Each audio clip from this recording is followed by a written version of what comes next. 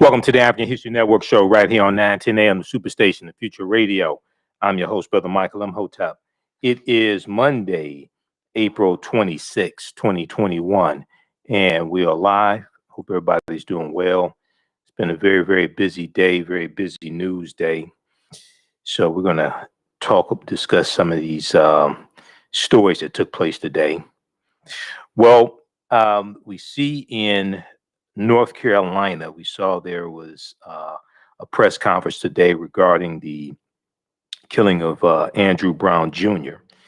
And body cam video shows his hands were on the steering wheel before North Carolina deputies shot him, according to family and attorneys. Now, only 20 seconds of the video was allowed to be seen by attorneys and two family members. We're going to talk about this a little bit. It's a strange case, and the attorneys and family were supposed to be able to see the body cam footage today, but the authorities are saying they want to redact the body cam footage and obscure the faces of law enforcement. So it's a very, very strange case that is taking place in North Carolina. Now, also today, we saw that Attorney General Merrick Garland has announced a patterns of practice investigation into the Louisville Police Department. And we know it was the Louisville, this is in Louisville, Kentucky. We know it was the Louisville, Kentucky Police Department that was involved in, that the officer was from, that Louisville Metro Police Department, that the officer was involved in, was from, who shot and killed Breonna Taylor. And this investigation into the Louisville, Kentucky Police Department comes after many people have been calling for this type of investigation to take place of this police department, and also after we saw that Attorney General Daniel Cameron did not bring charges against any of the officers in direct relationship to the killing of Breonna Taylor also. So we'll talk some about this. Attorney General Merrick Garland announced this today. Now, this is the second investigation into the patterns and practices of police departments in about a week. We know last week he announced one into the Minnesota Police Department also. And this is a change from the Trump administration, because the Trump administration basically took a hands-off approach to policing and investigations into police departments. All right. And we know this is one of the first things that Attorney General Jeff Sessions did when he became Attorney General. He said that the investigations into police departments he basically said they had a negative effect and tended to negatively impact the morale of police officers. Okay, so we have this investigation into the Louisville Police Department as well.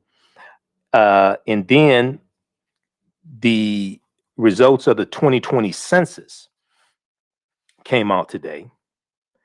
And new census numbers shift political power south to Republican strongholds. New census numbers shift political power south to Republican strongholds. And we see that you have some states that have lost congressional representation in the House of Representatives, like Michigan. Michigan has lost, Michigan will lose one congressional seat. We see that Texas has picked up 2 congressional seats. And so we'll talk about what this means as well. Okay. All right. Now, on the African History Network show, we focus on educating, empowering, and inspiring people of African descent throughout the diaspora and around the world, because right knowledge corrects wrong behavior. What you do for yourself, what you do to yourself, and what you allow other people to do to you and get away with is based upon what you think about yourself. What you think about yourself is based upon what you have been taught about yourself. What you've been taught about yourself is based upon everything you've read, heard, and seen about yourself. So when you control the radius of a man or woman's thoughts, you can control the circumference of his or her actions, because the mind can't do or teach what it doesn't know. We deal with a number of different topics here on the African History Network show. We deal with current events in history and politics, education, economic empowerment, entrepreneurship, relationships, love, sex, health issues, and much, much more. Sign up for our email newsletter. Text the word Kemet, Kemet, the 22828. To sign up for our email newsletter, text the word Kemet, Kemet, the 22828 to sign up for our email newsletter. Also visit our website, AfricanHistoryNetwork.com, AfricanHistoryNetwork.com, to sign up for our email newsletter there as well. The online course that I teach, Ancient Kemet, the Moors, and the Maafa, Understanding the Transatlantic Slave Trade, where they didn't teach you in school. We have a new section of the class starting up Saturday, May 1st, 2021, 12 noon to 3 p.m. Eastern, 12 noon to 2 p.m. Eastern Standard Time, 12 noon to 2 p.m. Eastern Standard Time. Saturday, May 1st, 12 noon to 2 p.m. Eastern Standard Time, Ancient Kemet, the Moors, and the Maafa, Understanding the Transatlantic Slave Trade, what they didn't teach you in school. So we deal with thousands of years of history. We deal with ancient Africa, the Nile Valley region of Africa, ancient Kemet, Ta-Nehisi, Nubia, Ethiopia, Abyssinia, and we deal with the 800-year occupation of Europe by the Africans known as the Moors, and what led up to the transatlantic slave trade taking place also, okay? And we deal with what the Moors took into Europe. They take the teachings from ancient Egypt, ancient Kemet, and the Nile Valley region of Africa into Europe, and these teachers are going to bring Europe out of the Dark Ages. Okay, so we just posted the link here. The class is regularly $130. It's on sale $80. We do the class live each Saturday. It's a 9-week, 18-hour online course. So we do it live each Saturday, 12 noon to about 2 p.m. Eastern Standard Time. All the sessions are recorded. You can go back and watch it over and over again. I do a PowerPoint presentation. We have video clips, book references, articles. It's about 50 articles that I reference. We do current events that tie into history as well. Like the lost city of Egypt that was just discovered, that dates back about 3,000 years ago. So it's a fantastic course. You can watch from around the world. We just posted the link. You can register for it. As soon as you register, you can watch the content of the class that just ended last week. Okay, so it's like 10 sessions there that you can watch. This new course that I'm doing, I'm going to revise some things, add some new information also. So it's going to be fantastic. All right, and also you can visit our website, AfricanHistoryNetwork.com, AfricanHistoryNetwork.com. We have the information there. All right, I want to jump into this first story here. This is, disturbing. Now, I don't deal with a lot of police shootings and police killings on the show. We deal with some. I post more content about it on our Facebook fan page, the African History Network, than we talk about here on the show. One, the show's an hour. Two, I have to do the show 6 days a week. I don't want to talk about police killings every day. Okay, it's a ton of information that I consume on a daily basis. I just deal with a fraction of it here. Okay, and since we deal with a number of different topics, I don't want to deal with police killings for an hour. I have enough content to do that, but I don't want to do that. But we're going to talk about this one here for a little bit. So we're going to go to clip one, Shakita. There was a press conference held today in North Carolina. The family of Andrew Brown Jr. Was shown 20 seconds of the body cam video of the shooting of Andrew Brown Jr. that took place last Wednesday. Okay. Now, attorneys for the family of Andrew Brown Jr. say they are outraged after Brown's family was shown only a snippet of the body cam video. Attorney Benjamin Crump said, "We do not feel that we got transparency." One of the families, he's one of the family's attorneys. He said, "We only saw a snippet of the video when we know that the video started before and after what they showed the family." Let's go to this clip, Shakita.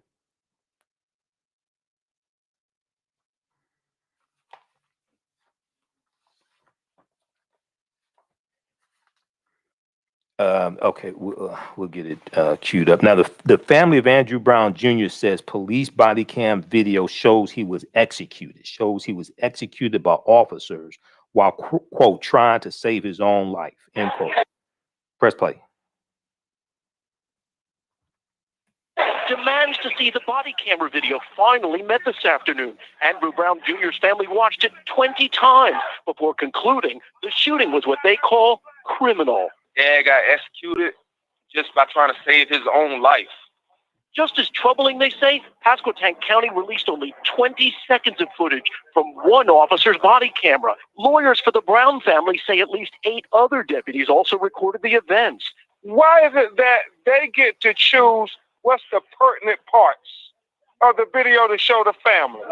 Grainy images snapped by a witness show the aftermath. Brown's windshield with at least 4 bullet holes. The shooting unfolded early Wednesday when deputies served a warrant on Brown for allegedly selling illegal drugs.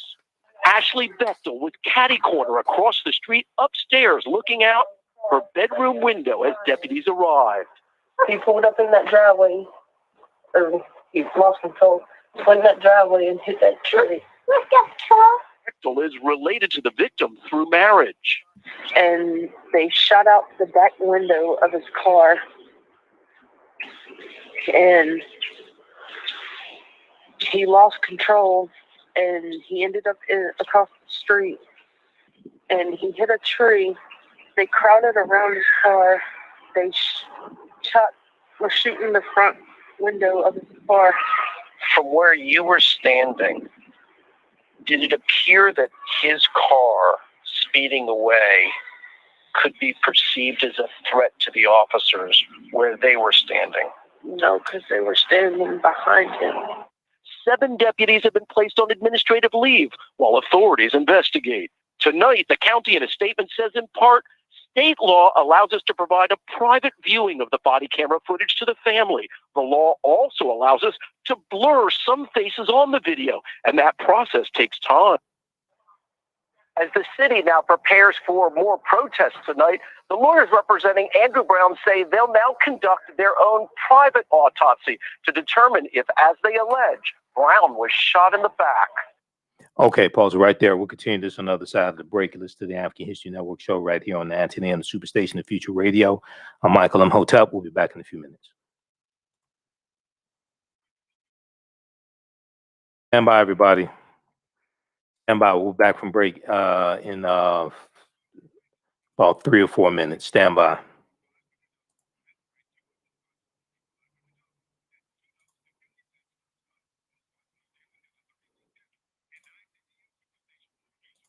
All right, how's everybody doing? Stand by.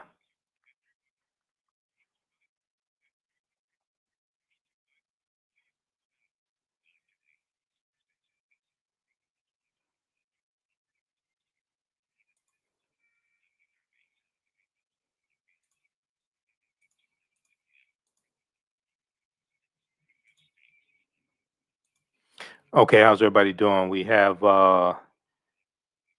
DJ Rihanna, Denise,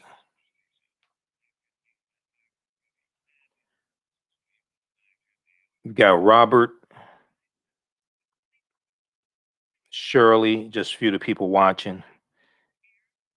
Share this broadcasting on social media platforms. We'll be back from break in 2 minutes.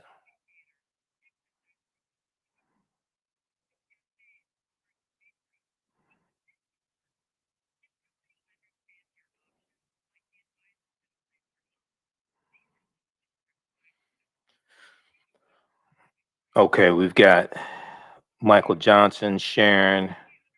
Okay, who still needs to register for the online course that I'm teaching starting Saturday, May 1st? Ancient Kemet, the Moors, and the Maafa. Understand the transatlantic slave trade, what they didn't teach you in school. We just posted the link here.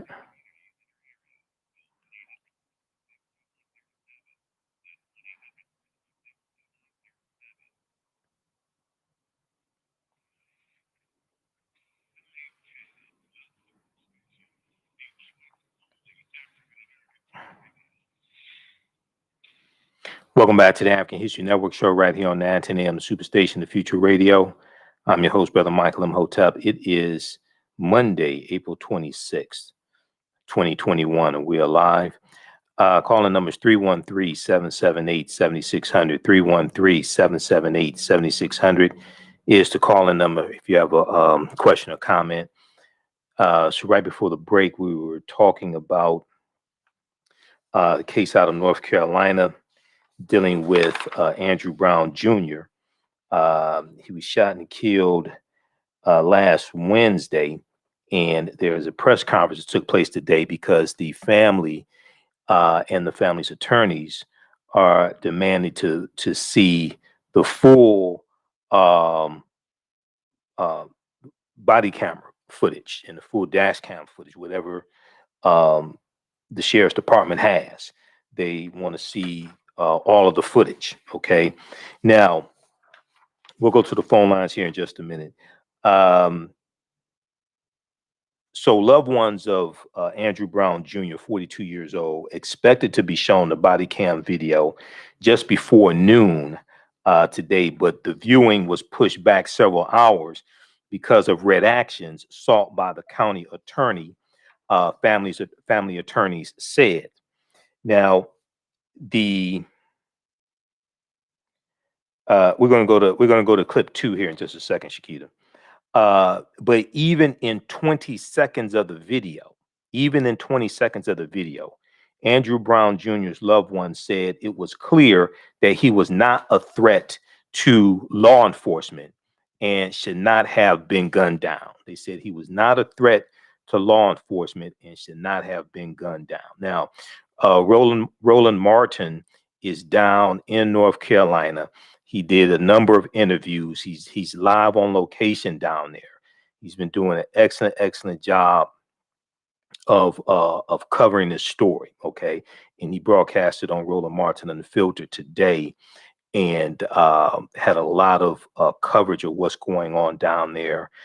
He did interviews with Reverend William Barber III, who's in North Carolina. He had Benjamin Crump today on as well. I think he had Benjamin Crump on because he talked about he talked to some of the attorneys who were involved in this case as well. Okay, so be sure to check out Roland Martin Unfiltered on Facebook and YouTube. And you know, I'm a panelist on his show every Friday as well. Okay, so Khalil Farabee told reporters outside the county sheriff's office, he said, "My dad got executed just trying to save his own life. My dad got executed just trying to save his own life. It ain't right. It ain't right at all." Now, family attorney Chantel Cherry Lassiter said the video, and we're going to go to this. I'm going to turn on the screen share and flip over to this article from NBC News also. Family attorney Chantel Cherry Lassiter said the video showed Brown in his vehicle. And let me turn this on here just 1 second. She said the video showed Brown in his vehicle as it was blocked in the driveway in Elizabeth City by law enforcement, making an escape impossible. Okay, now the video has not been, at this point in time, the video has not been released to the public, not even the 20 seconds of the video. News outlets have not been able to corroborate what the family and attorneys are saying. Not saying that they are stating anything that's inaccurate, but just so you understand, none of the video has been released yet. Okay, so attorney Cherry Lassiter said Andrew had his hands on the steering wheel. He was not reaching for anything. He was not touching anything. Okay. She said he had his hands firmly on the steering wheel. They run up to his vehicle shooting. He still stood there, sat there in his vehicle with his hands on the steering wheel while being shot at. We're going to go to clip 2 here. This is from the press conference today. This is the second press conference. This is today. This was after they were able to view 20 seconds of the video. Now, following the fatal shooting of Andrew Brown Jr., the police only showed the family a 20-second body camera video of the incident, and it's only from one body camera. Okay, there were multiple officers involved, but the family was only shown one body camera and only 20 seconds of that footage.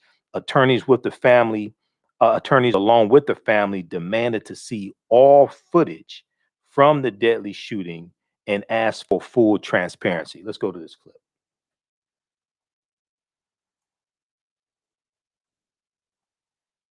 Brown was in his driveway. The sheriff truck blocked him in his driveway, so he could not exit his driveway. Andrew had his hands on his steering wheel. He was not reaching for anything. He wasn't touching anything. He wasn't throwing anything around. He had his hands firmly on the steering wheel. They run up to his vehicle shooting. He still sat there in his vehicle with his hands on the steering wheel while being shot at. We want to say on the record from the onset, we do not feel that we got transparency. We only saw a snippet of the video. When we know that the video started before and after what they showed the family. And they determined what was pertinent. Why couldn't the family see all the video? They only showed one body cam video, even though we know there were several body cam videos if they were following the law and the policy in this county that everybody has video cameras on their uniforms. It's like we against all odds in this world. My dad got executed just by trying to save his own life. You know, he was not in the officers was not in no harm of him at all. It's just messed up how this happened, man. Real. He got executed. It ain't right. It ain't right at all. Okay, so that was part of the second press conference that took place today after they were shown 20 seconds of the body camera footage, and they had to go through a lot just to get that. Okay, so a lot of legal analysts are saying what's going on down there is really crazy. They haven't really seen something like this before. So you're going to hear more about this. We know protests are going on tonight. Roland Martin is airing footage of protests that are taking place down in that area tonight as well. I want to go back to this article here quickly from NBC News, and then we'll go to the phone lines. So, you know, once again, I have to use judgment in how much of these stories that I cover, because a lot of this stuff is like really, really depressing. And I consume a lot more of this than I share.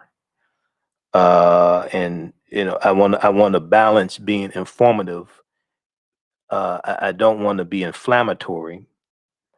I don't want to be depressing, but keep people informed, abreast about what's going on also.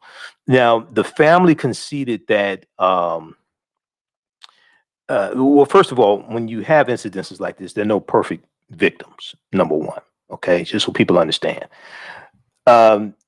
So a arrest warrant was being served, and the arrest warrant was involved. It was alleged that Andrew Brown was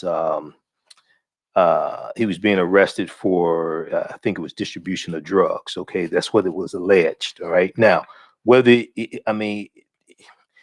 he could be Al Capone, it doesn't mean he should be executed if that is actually what happened. Okay, that's what the court is for. All right. Now, the family conceded that Brown did try to drive away, but said he was fired upon before he tried to escape. Shell casings were flying in the video before his vehicle moved, attorney Cherry Lassiter said. She said his car was riddled with bullets, shooting him when he was not threatening them in any form or fashion. There were shell casings before he even backed out. So they were shooting at him when he was sitting there with his hands on the steering wheel in the driveway. All right, now, let's see here. Okay, let's go to the phone lines. Let's go to line one. I think we have Arthur, line one. Arthur, welcome to the African History Network show. Tell us where you're calling from. Hey, Mike, I'm calling from the Philadelphia area. Oh, Philadelphia. How you doing? Good. I don't know if you're aware of what's going on here that's rocking our area right now, the Black community.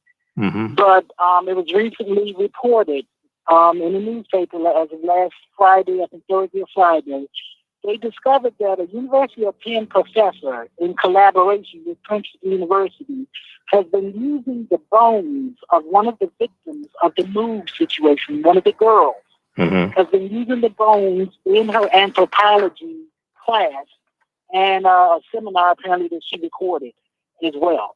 Yeah, I read about that a little bit. Yeah. Go ahead and finish. I wanted to bring that to your attention. Yeah. Okay. Yeah. So the move bombing, that was about 1980, 81 in Philadelphia. 85. I'm sorry, 85 in Philadelphia, right? Mm-hmm. Okay. So what are the sentiments of people there, of African Americans there in the Philadelphia area? Well, everybody is upset naturally. There's supposed to be a big protest on Wednesday at the University of Penn. And the officials still have not officially contacted the family.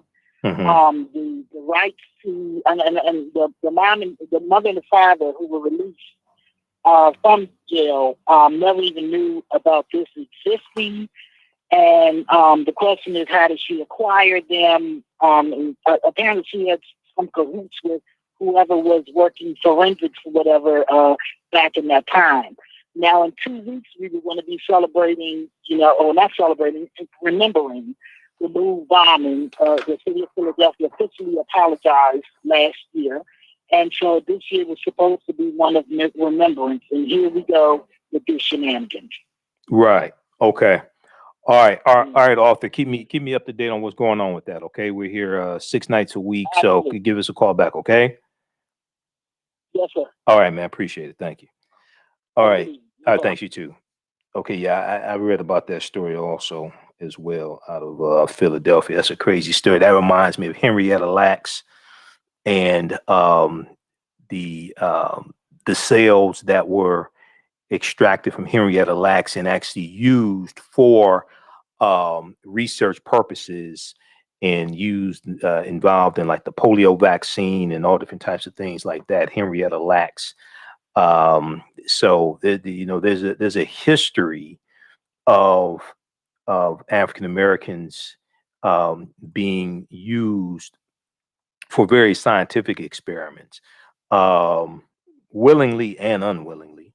But even going back to J. Marion Sims, who's known as the father of modern gynecology, and J. Marion Sims doing experiments on enslaved African people, especially enslaved African women, and doing surgeries on them without anesthesia, all different types of things like that. So yeah, there's a history surrounding this. Dr. Dana Ramey Berry wrote a book called, I have the book here. I interviewed Dr. Dana Ramey Berry. What is it called? A Pound of Her Flesh or something like that.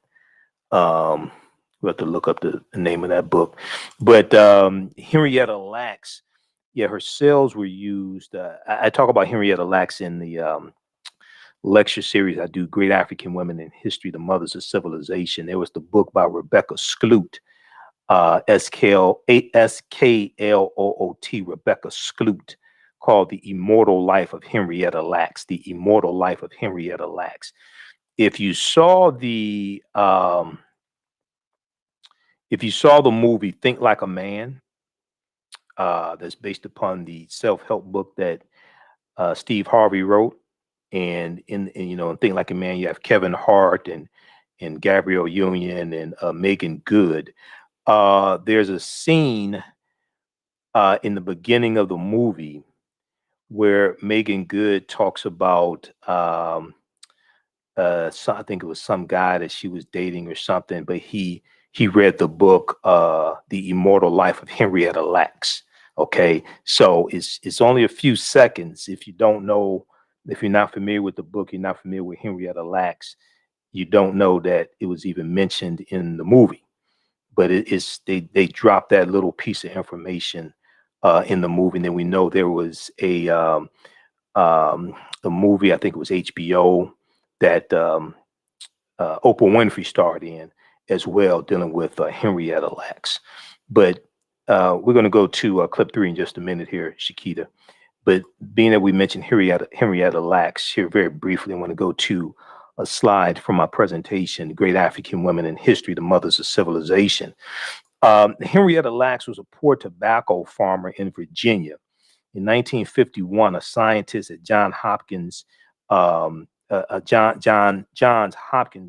Hospital took a sample of her tumor. Okay, she went in because she was not feeling well, and then tumors were discovered.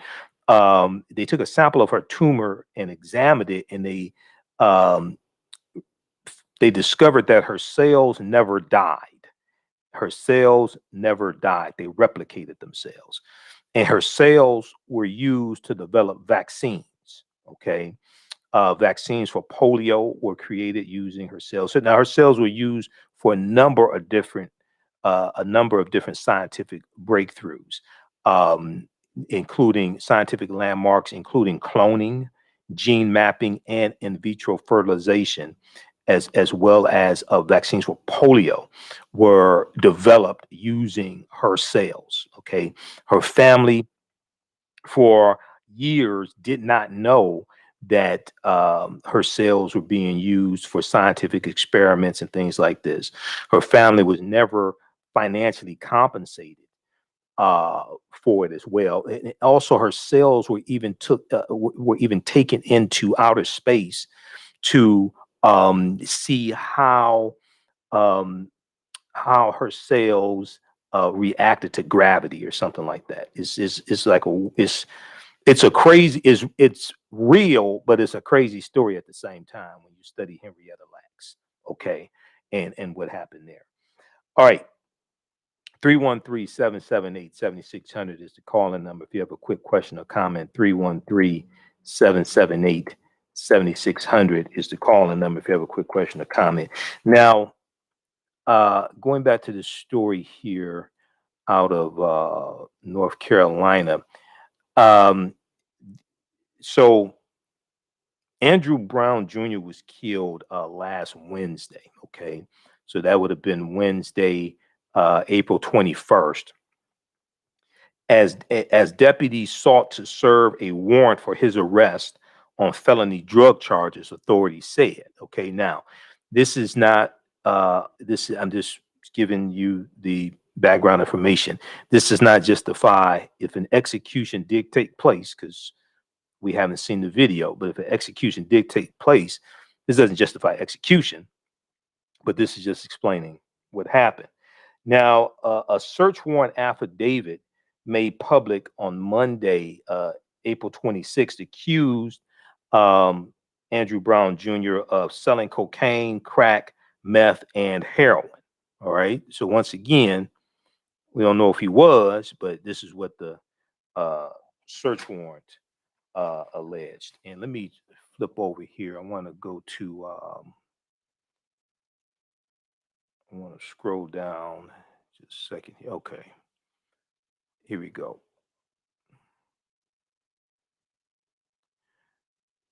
All right. I want to go back to the article here from NBC News for just a second.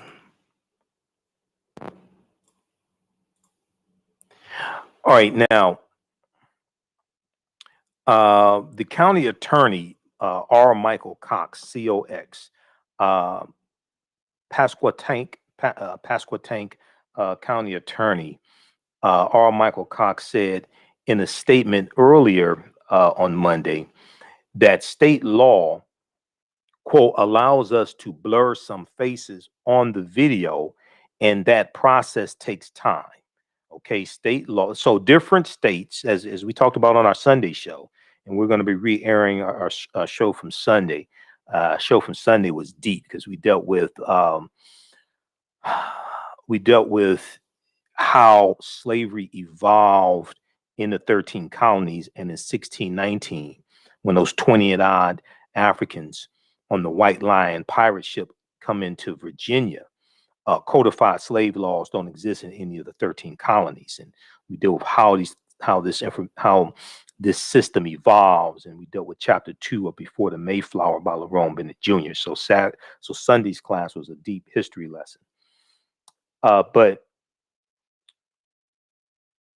what this is, so you, as I've said before, you have 50 individual state governments, okay, that operate under one U.S. Constitution. Different states have different laws, and states' rights are given to the states based upon the 10th Amendment of the U.S. Constitution.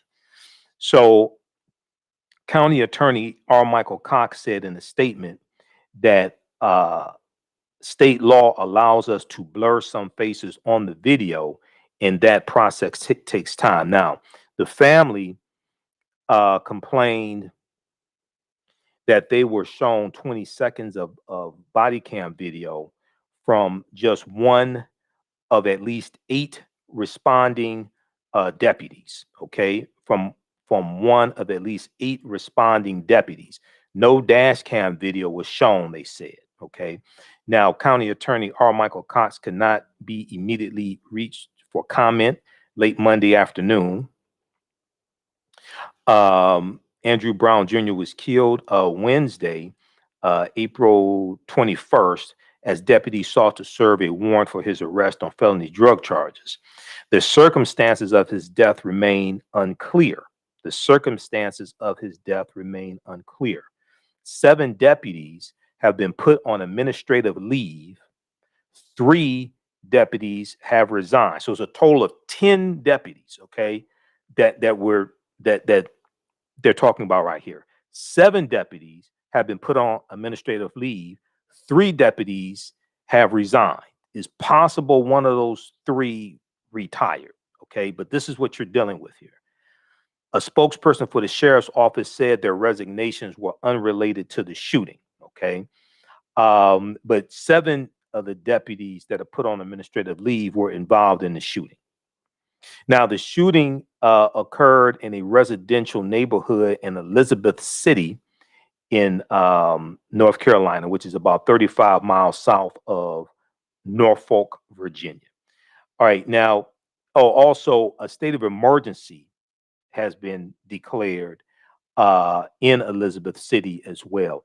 Earlier Monday, before the 20 seconds of video footage was released. Now, this is like really strange. This is, people can say what they want to about Ben Crump. He's doing a whole lot more to hold police officers accountable than these Negroes that sit up and criticize him. Okay, and what I find interesting is, like, if you don't like Ben Crump handling these cases, then what are you doing to stop police from killing us so he doesn't have to handle these cases? I just find it very interesting, but whatever.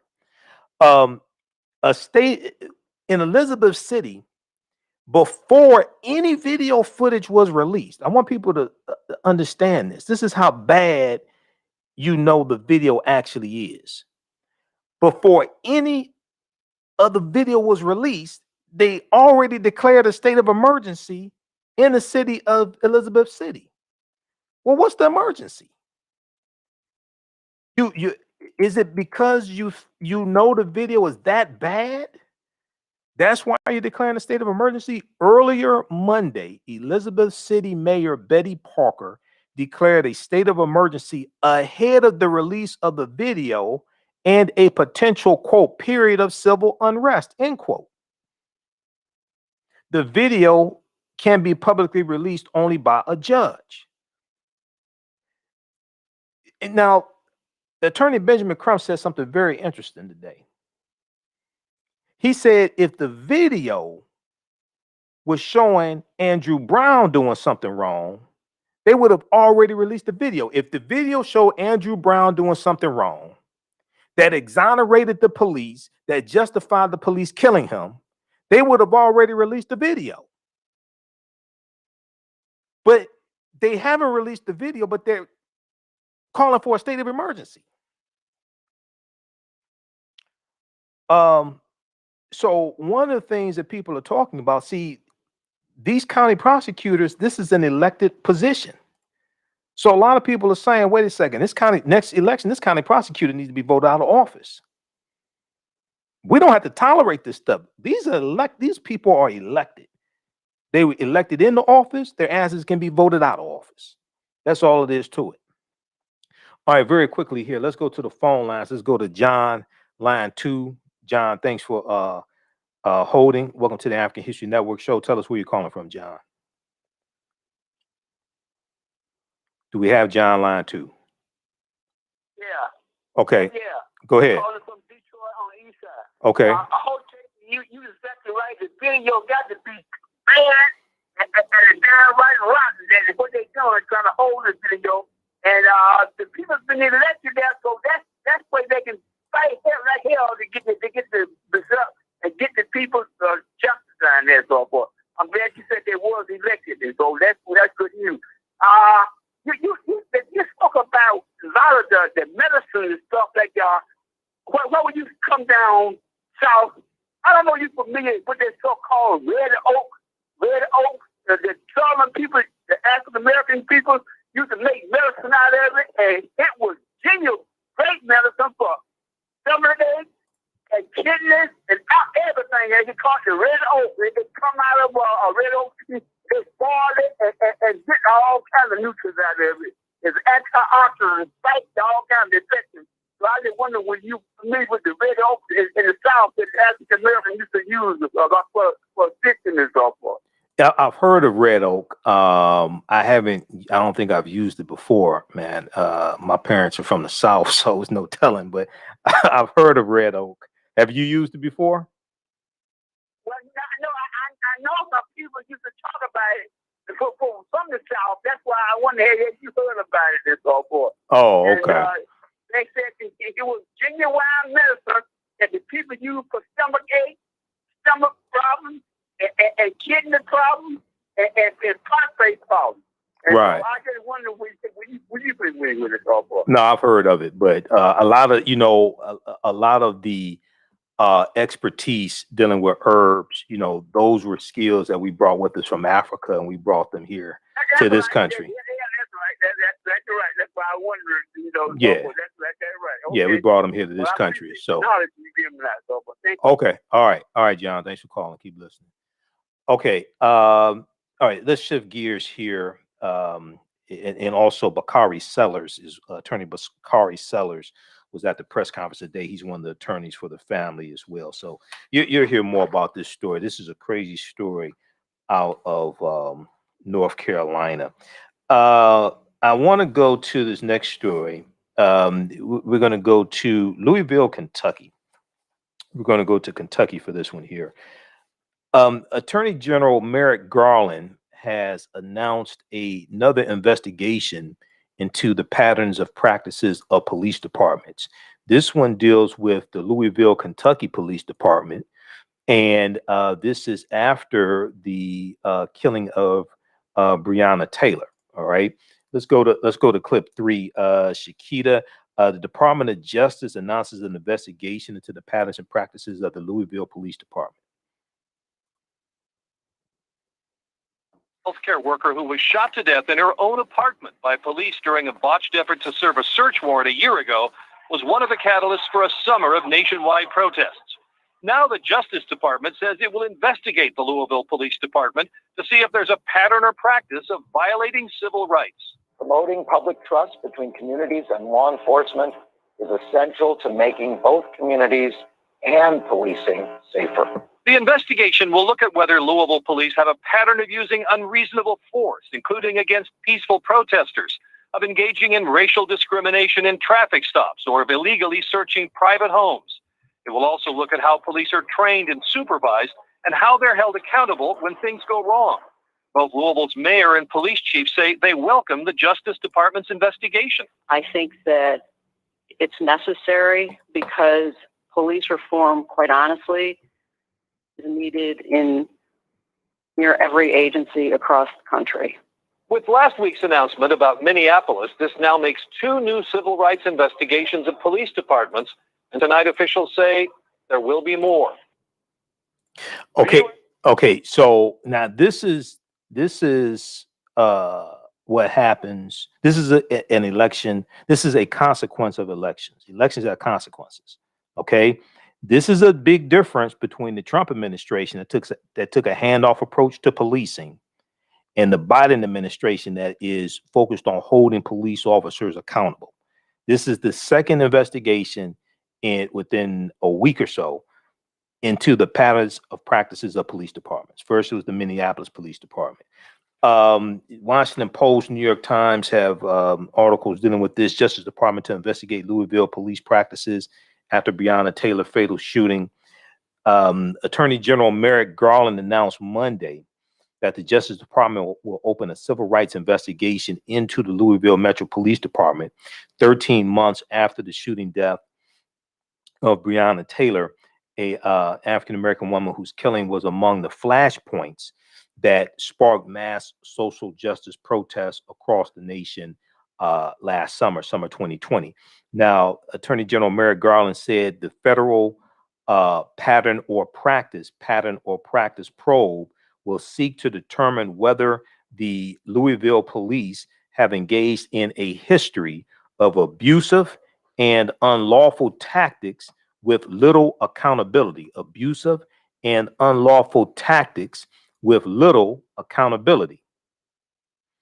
Marking the second time in 5 days, Attorney General Merrick Garland has sought to use federal power to examine a local law enforcement agency's use of deadly force. Okay, now you've got Trump was in office for 4 years. There was one investigation under the Trump administration. There were 24 under the 8 years of President Barack Obama. There were more investigations under President Obama than any previous president. Okay, now the Department of Justice was given the authority to investigate police departments. That's part of the '94 crime bill. That's where that power comes from, the 1994 crime bill that very few people will actually understand because they haven't researched it. But that's a whole nother story. Those watching on our Facebook fan page, The African History Network, The African History Network, and our YouTube channel, Michael Imhotep, keep watching. We're going to keep broadcasting for a few more minutes. We're out of time here on 910 AM, the Superstation, WFDF. If you like this type of information, also, you can support the African History Network, $ the AHN Show through Cash App, $ the AHN Show through Cash App, also through PayPal, paypal.me/the AHN Show, paypal.me/the AHN Show, or at our website, AfricanHistoryNetwork.com. Click on the yellow donate button. Remember, right now, it's correct wrong behavior. It's not over till we win. Wakanda forever. We'll talk to you tomorrow night. Peace. All right. Stand by. Let me disconnect this call. Okay. All right. Stand by. Now, hopefully, people in Kentucky will vote Attorney General Daniel Cameron out of office next election, because that's an elected position also.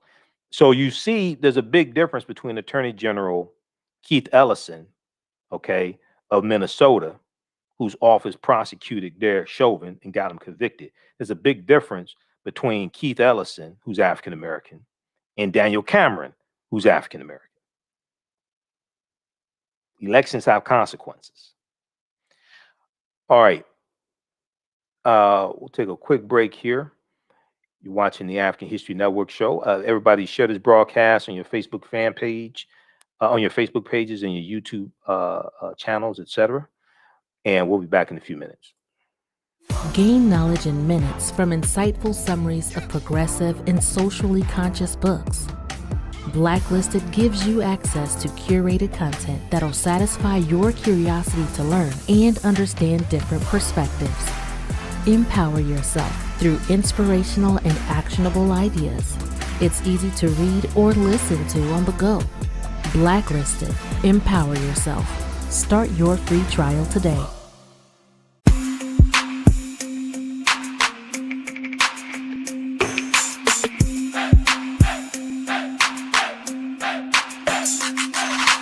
Are you getting ready for fall or winter? We have the solution for all seasonal clothing needs. Kemeticwear.com is the go-to online source for Kemetic African fashion and lifestyle products with a contemporary twist.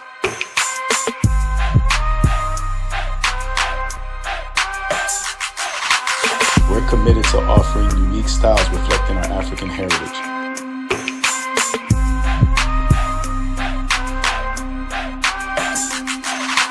Kemeticwear.com is inspired by KemeticScribes.com to influence our people in learning and showing pride.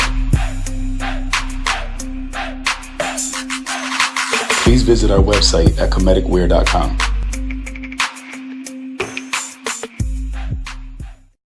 We all know the cannabis industry is headed toward an uprise in the past decade. What happens when there is a brand that brings this uprise in a blow? The cannabis industry welcomes her uprise. Hustle her hemp. Delivering excellence with pride is her watchword, and how you choose to embrace it makes it a priority. From cultivating rich cannabis into exquisite and tastefully finished CBD products to delivery, Hustle Her Hemp leaves no stone unturned. Hustle Her Hemp's mission is to empower women of color by building business and creating legacies, uniting beauty, health, and business. We are a pure definition of how we want the CBD industry to become in the future. While we are redefining innovation, we bring the same energy to improving the quality of life. Hustle Her Hemp is the new uprise.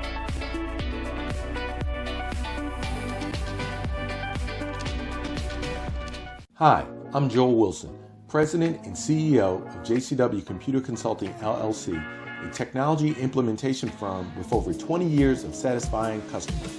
We offer a full spectrum of industry top-tier branded services.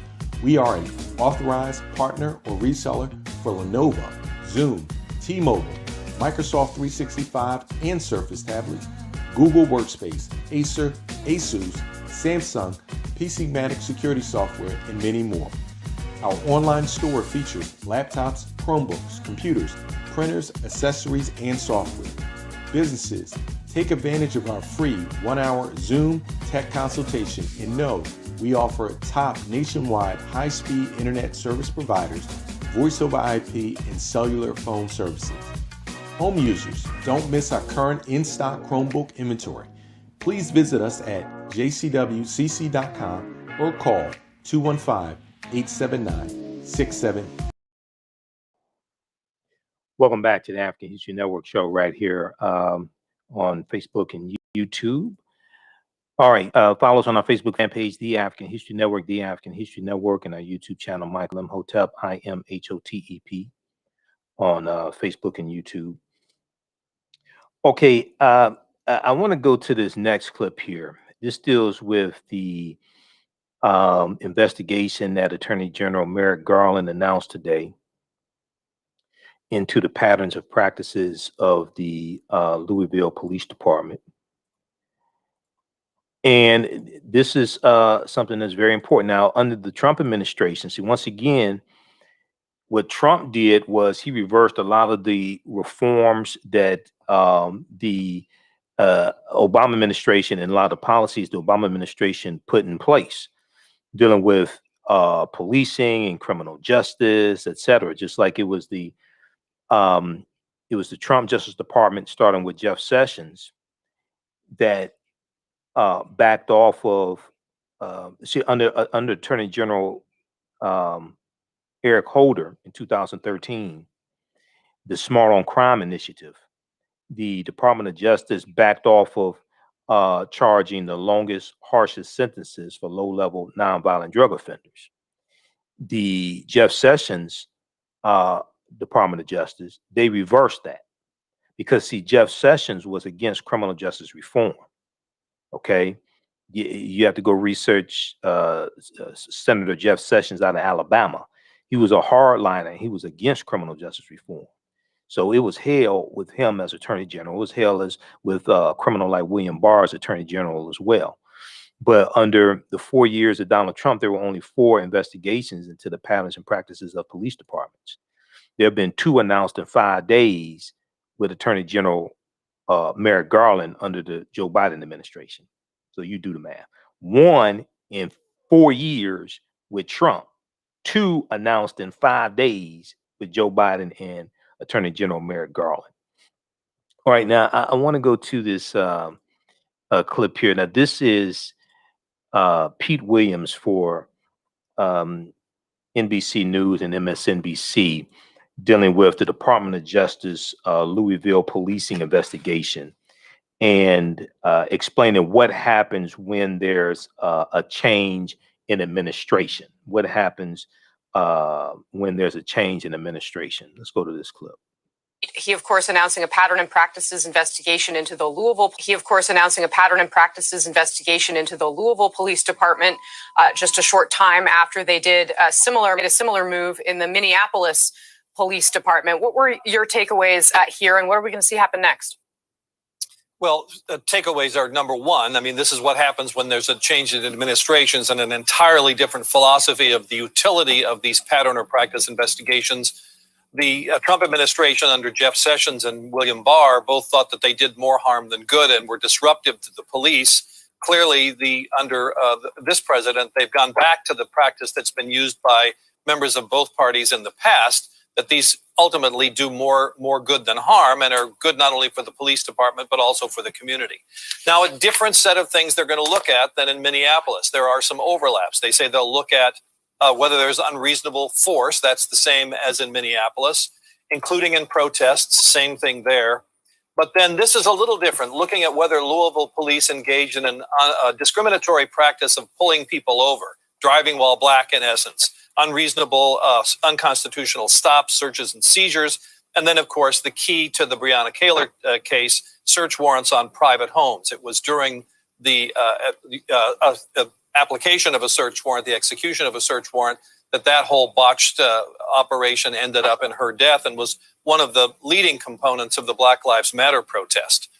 And then also on the question of unlawful discrimination based on race and handicapped people, he specifically mentioned here the American with Disabilities Act and whether the police department is conforming with that. And then, as in Minneapolis, look at the policies of the police, how are they trained, and whether they're held accountable. And in both these cases, they've now announced the launching of this pattern or practice, which is, is there a pattern or a practice of discrimination? But they've already been looking at these questions before. That there is an initial look-see before they formally announced the opening of this investigation. Yep. All right. So more to come there. That's good news. And also, there's going to be more investigations into the police departments coming very shortly. Now, Justice Department officials, and I'm looking at the reporting from the Washington Post, Justice Department officials said the Louisville investigation will be conducted separately from an ongoing criminal civil rights probe into Breonna Taylor's death. Okay, the Justice Department officials said the Louisville investigation will be conducted separately from an ongoing criminal civil rights probe into Breonna Taylor's death. The broader civil rights investigation, Attorney General Merrick Garland said, will determine whether the department engages in unreasonable force, unconstitutional searches and seizures, and unlawful executions of search warrants on private homes. It will also examine how the Louisville police tactics impact racial groups, how the Louisville police tactics impact racial groups. Now, the goal, Attorney General Merrick Garland said, and let me pull this up here. Okay. The goal, Attorney General Merrick Garland said, is to ensure the policing policies and practices are constitutional and lawful. And I want to go to the article here from the Washington Post.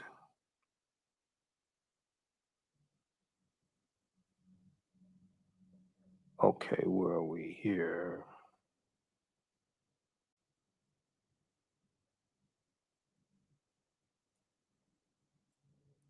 Let's flip over to the article from the Washington Post for just a second. Justice Department to investigate Louisville police practices after Breonna Taylor fatal shooting from April 26, 2021. Okay, Garland said the federal pattern or practice probe will seek to determine whether the Louisville police have engaged in systemic abuses and unlawful tactics with little accountability, making the second time in 5 days he has sought to use federal power to examine a local law enforcement agency's use of deadly force. Let me see here.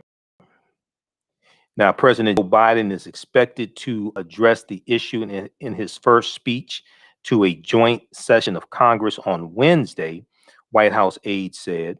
The Trump administration sought to end federal investigations of local police departments, which had been used with increasing frequency in the final years of President Barack Obama's tenure.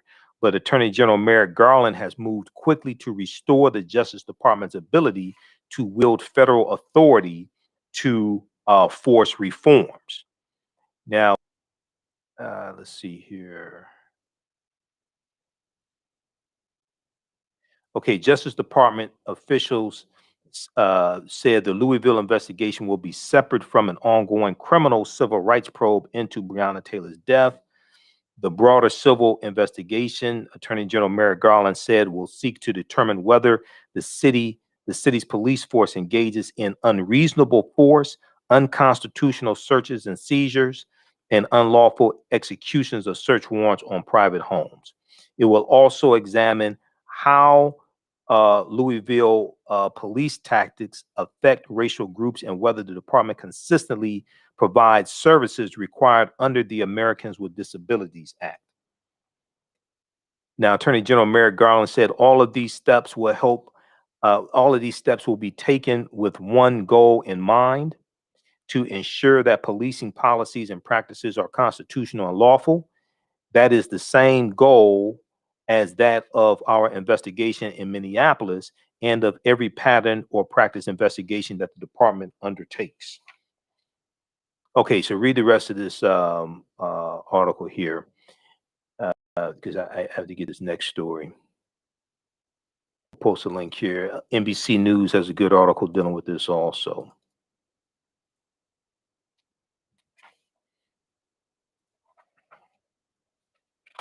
All right. Okay, lastly, I want to get to the story here dealing with the census results, okay? Because this is extremely important also. And there was a now you've heard me talk about the importance of the census before and how this ties into congressional representation in the House of Representatives, and then also how this ties into the Electoral College as well. All of this is connected, and with the census, that deals with a distribution of resources. Okay, so the census is a reallocation of $1.5 trillion in resources. Also, the U.S. Census. So we got information today regarding this. I want to pull up this article here from NBC News. Let's see here. Can we go to this one? All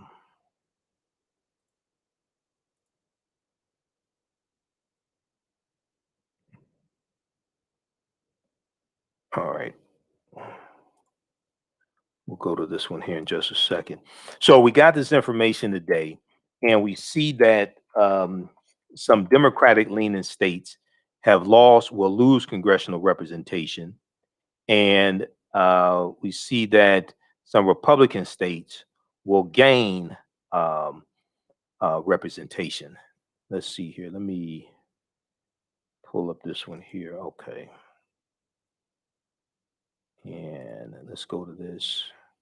All right, and everybody be sure to register for my new online course that starts Saturday, May 1st, 12 noon to 2 p.m. Eastern Standard Time, Ancient Kemet, the Moors, and the Maafa, Understanding the Transatlantic Slave Trade, what they didn't teach you in school. This is a 9-week, 18-hour online course that I teach.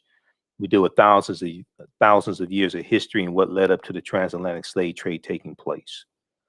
All right, let's go to this article here. Okay, so Texas will pick up 2 seats in the House of Representatives in the newest census, while Democratic stronghold states will lose out. Now, when we look at New York, for instance, the state of New York, if the state of New York had counted just 89 more people. This is how serious this is. It's the state of New York had counted just 89 more people, then they would not lose a seat in the House of Representatives. Okay. Because they're going to lose a seat in the House of Representatives, it looks like. Let me back up here.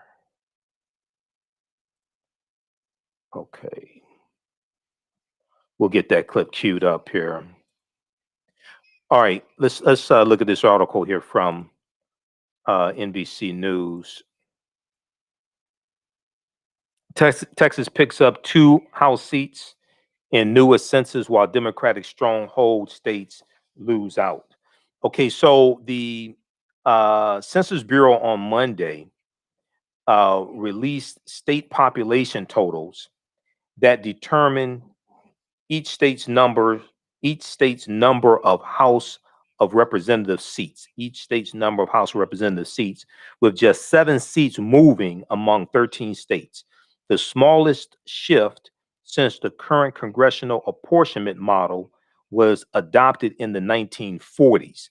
Now, Texas was the big winner, gaining 2 House seats. Colorado, Montana, Oregon, Florida, and North Carolina each gained 1 seat. Now, the state of Michigan, where I am, is going to lose a seat. Illinois is going to lose a seat. Pennsylvania will lose 1 as well. I want to pull up this graphic here from ABC News.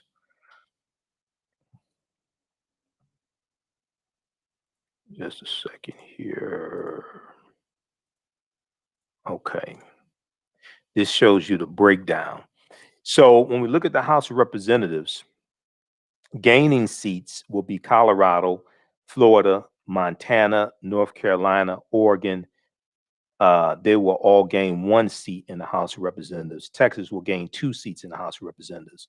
Losing seats in the House of Representatives will be California, Illinois, Michigan, New York, Ohio, Pennsylvania, and West Virginia. They'll all lose 1 seat in the House of Representatives. This means that most of these states are Democratic states. Ohio's not, but let's look at California, Illinois, Michigan, New York, Pennsylvania. Those are Democratic states. They're going to lose, those 5 collective states will lose 5 votes in the Electoral College. Okay.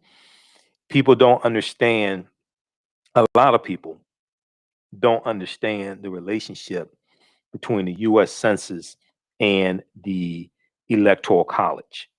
The U.S. Census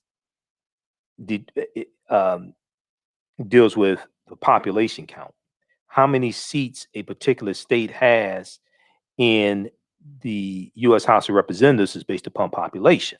Okay, and that comes from the U.S. Census count that's taken every 10 years. The census was created by the U.S. Constitution. The census takes place every 10 years. The first U.S. Census was taken in 1790. All right, and the census is mandated by the U.S. Constitution. So, how many electoral college votes a state has is based upon how many seats in the House of Representatives a state has. You add to that the number of seats in the U.S. Senate a state has. Every state has 2 seats in the U.S. Senate based upon the Constitution. So Michigan currently has 16 electoral college votes. Michigan is going to lose 1 because of a drop in population. All right. And what this can do is this can weaken Democratic leaning states when it comes to presidential elections. Winning the election in the Electoral College, it takes at least 270 votes for a presidential candidate to become president-elect. It takes 270 Electoral College votes. Well, how do you win the Electoral College votes associated with California, which is 66, Michigan 16, Texas 38? How do you win the Electoral College votes? You win the Electoral College votes by winning the popular vote in the state. You have to win the popular vote in the state, and whoever wins the popular vote in the state, they win the Electoral College votes associated with the state. Okay, you have a few states where it is proportional, where they will the winner and the challenger, they will split the Electoral College votes, but most states is winner take all. Okay, most states, so like in Michigan, is winner take all. Okay, so Joe Biden won Michigan; he got the 16 Electoral College votes associated with Michigan. I want to go to this clip here from MSNBC. This is Steve Kornacki breaking down the numbers and explaining which states lost or gained seats in the House of Representatives from the 2020 census results. Bureau released the first set of results from its 2020 count. Now, these new figures will essentially be used to determine how many congressional seats each state gets, as well as its share of electoral college votes. Very important in our electoral process. Here to break down the results is NBC News national political correspondent Steve Kornacki at the big board. Steve, some significant changes here. What are you seeing initially?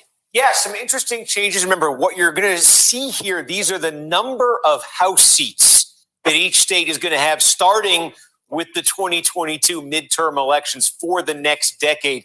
So here, let me show you the changes here. First of all, the states that are going to be gaining seats, or a seat at least, in the House. This is the list. There are half a dozen states that are going to be gaining, led by Texas, the only state that's going to have a gain of more than 1 seat. Texas will end up with 2 additional seats in the House. That reflects, again, just growing population in Texas, growing population relative to other states around the country. Texas will now have 38 House seats starting in next year's midterm elections for the next decade. That's a gain of 2 for them. Florida is going to pick up a seat. They're going to be up to 28 House seats. North Carolina, 14. They're going to be up a seat. Colorado, Oregon, Montana. Some long-term trends here. We talk about decade after decade.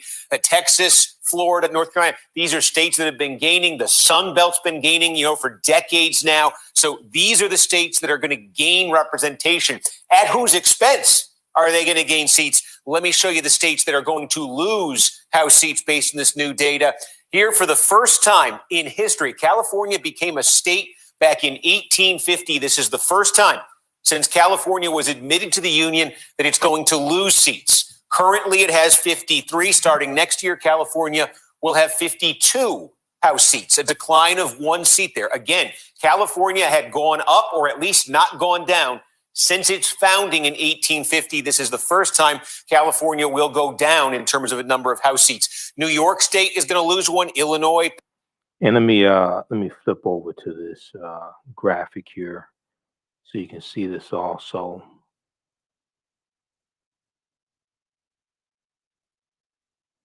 So first time since 1850 that California will lose a House seat. Wow, that is historic. And we know California became so April 25th, I think it was the beginning of it was the anniversary of the beginning of the Mexican-American War. I was going to talk about that here on the show, but we dealt with something else and ran out of time. And let me see, was it the April 20? Let me see here. It was April 25th, yeah. April 25th, US Mexico war begins. And we know that it was the Treaty of Guadalupe Hidalgo of 1848 that that's how the US got California.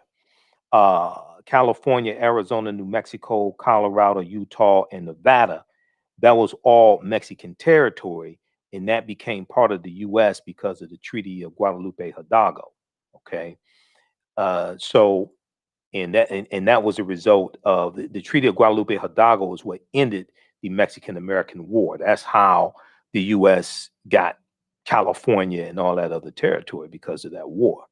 Well, April 25th was the anniversary of the beginning of the Mexican-American War.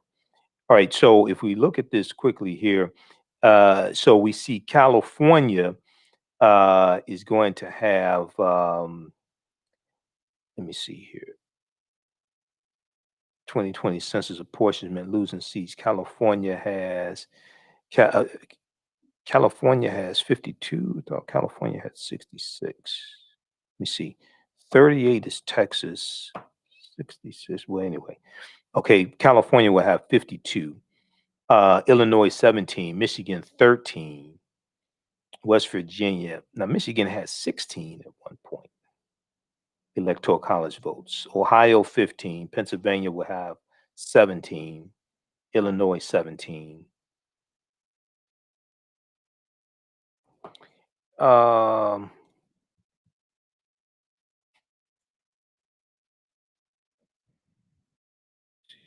Here.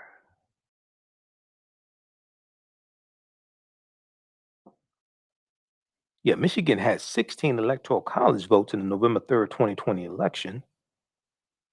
Oh, I'm not sure what Kornacki's talking about, but anyway, let's go back because I'm looking at the results from the Washington Post from the 2016 presidential election, 16 electoral college votes, and the 2020 presidential election, 16.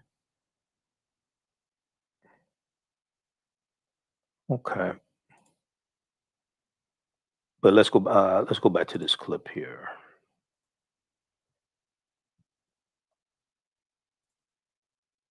Pennsylvania, Ohio, founding in 1850. This is the first time California will go down in terms of a number of House seats. New York State is going to lose one. Illinois, Pennsylvania, Ohio, Michigan, West Virginia. Again, the big, broader, long-term trend here, Sunbelt states that we showed you on the first state, gaining over time, industrial states, Midwest states losing. And by the way, Eamon, they say these census forms matter to fill out. The difference between New York losing this House seat and walking away clean in this without losing anything, 89 more people. If there had been 89 more census forms from New York State, they wouldn't be losing a seat. Yep. That matters. Those census forms matter. That's going to cost New York a seat in the House of Representatives. It's going to cost them a vote in the Electoral College vote. And I'm not certain, but it could cost them federal funding as well. I'm not certain on this, but federal funding is based upon when you have when you have a drop in population count, you can lose seats in the House of Representatives. Also, when you have a drop in your population count, you can lose federal funding. because the census is a redistribution of $1.5 trillion in federal funding that goes to various states. When states have an increase in population, they're going to get more money. In general, when they lose population, in general, significantly, when they lose population, they're going to lose money. Okay. So I'm not sure how much Michigan is going to lose and how much New York, but they'll probably lose some federal funding also behind this as well. But if the state of New York, if New York, and we'll go back to the article here from NBC News, if the state of New York had received 89 more census forms back, either mail them in or go online and complete it, they would not lose a seat in the House of Representatives. The losses were concentrated in the industrial Midwest, with Illinois, Michigan, Pennsylvania, West Virginia, and Ohio each losing a seat, okay, in the House of Representatives, as well as in this. If they lose a seat in the House of Representatives, that means they lose an electoral college vote also. Democratic strongholds, California and New York, each lost a seat. Census officials said New York would not have lost its seat in the House of Representatives if 89 more people lived in the state. 89 more people lived in the state. Basically, if 89 more people had to fill out the census form and they lived in the state of New York, they would not have lost a seat.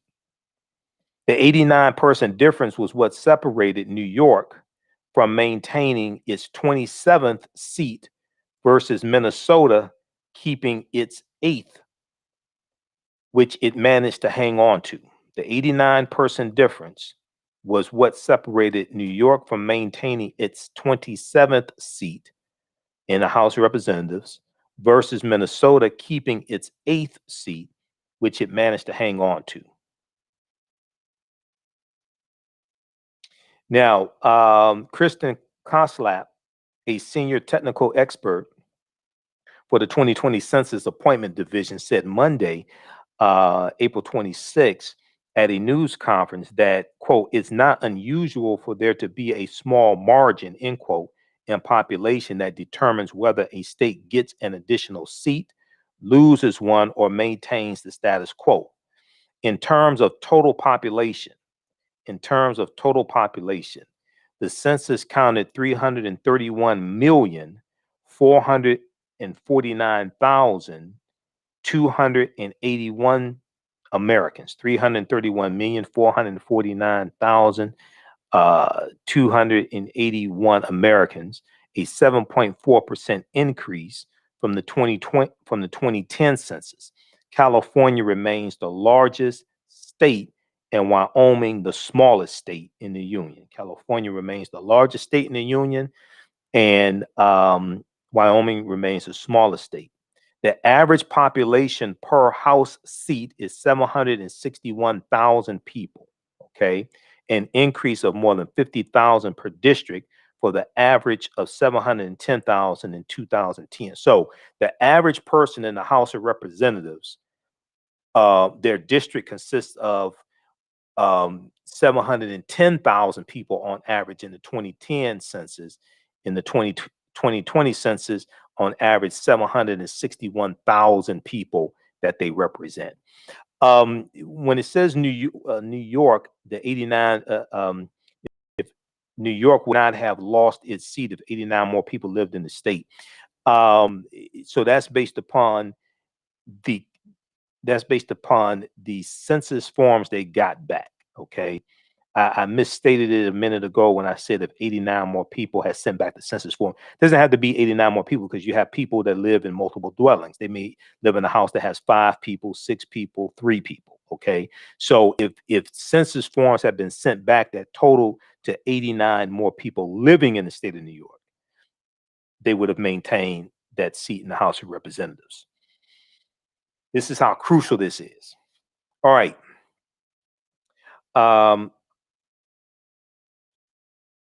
Okay, so I want to remind you that my new online course starts up Saturday, April 1st, Saturday, May 1st, 2021, 12 noon to 2 p.m. Eastern Standard Time. Ancient Kemet, the Moors, and the Maafa, understanding the transatlantic slave trade, what they didn't teach you in school. This is a 9-week, 18-hour online course. We'll deal with thousands of years of history and what led up to the transatlantic slave trade taking place. We do the class live. All the classes are recorded. You can go back and watch it over and over again. You can watch from around the world. You'll still have access to the classes. Even after the class is over with, you can go back and watch it. As soon as you register, you can watch the course that just ended last week. So there are 10 sessions there and some bonus content also. I do a PowerPoint presentation. We have book references, articles, video clips, all types of information. So I posted the link here, but also if you go to our website, AfricanHistoryNetwork.com, AfricanHistoryNetwork.com. Class starts May 1st, 2021, 12 noon to 2 p.m. Eastern Standard Time. You go to our website, you scroll down, you'll see information for the show, well, 6 nights a week. And then information here for the online class. We have the flyer here also. Click right here to register. Class is regularly $130. It's on sale $80. You can start watching content as soon as you register. Click right here to enroll. And then you'll be ready for class on Saturday, May 1st, 12 noon to 2 p.m. Eastern Standard Time. All right. Also, if you'd like this type of information, you can support the African History Network, $ the AHN Show through Cash App, $ the AHN Show through Cash App, or through PayPal, paypal.me/the AHN Show. And African American business owners, email us at ahnshow@africanhistorynetwork.com, ahnshow@africanhistorynetwork.com, and we'll let you know how you can advertise with the African History Network. Remember, we focus on educating, empowering, and inspiring people of African descent throughout the diaspora and around the world, because right now, it corrects wrong behavior. It's not over till we win. Wakanda forever. We'll talk to you tomorrow night. Peace. Thanks for tuning in.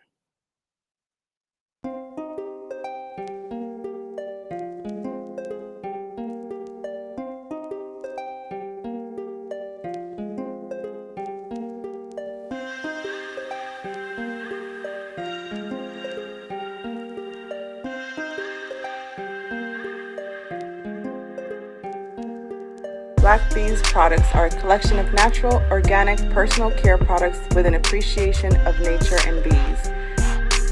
Our philosophy is without bees, we have nothing. We are honoring our Nile Valley ancestors who understood the importance of bees. Black Bees created a high-quality, natural, organic personal care line that would be affordable to everyone. We hope you try and enjoy our Black Bees products line and come back and visit us at blackbeesproducts.com. Digital Dandelion's Technical Solutions works with businesses like yours to create an operations manual for your business, which is something many businesses don't have. According to AARP, more than 30% of small business owners are over 50 years old. Many business owners want to retire by selling their businesses or by passing their businesses on to their children. However, according to Forbes Investment Advisors, many retiring owners' attempts to sell their businesses for retirement fail. You cannot sell your business without a business manual. Your children also cannot inherit your business because there is no way to run it. Your business does not have to die when you leave. Their business Bible products will give you the tools you need for a thriving business that can make you money even after you retire. Are you looking at increasing your business's annual revenue? Digital Dandelions can help you make at least $100,000 in annual revenue and expand your business.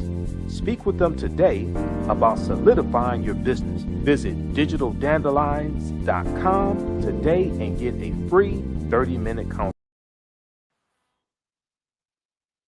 All right. Talk tomorrow.